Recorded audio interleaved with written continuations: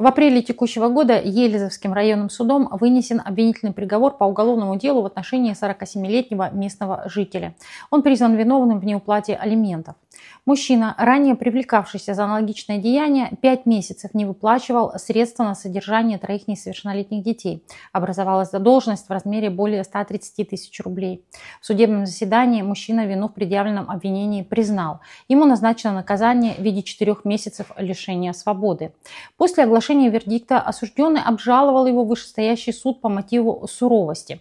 Указал, что деяние не является общественно опасным и в этой связи просил не лишать его свободы. Апелляционная инстанция Камчатского краевого суда, проверив доводы осужденного, с учетом мнения прокурора, наличие непогашенной судимости за аналогичное деяние, не нашла оснований для удовлетворения жалобы. Вступивший в законную силу приговор будет исполняться в колонии общего режима.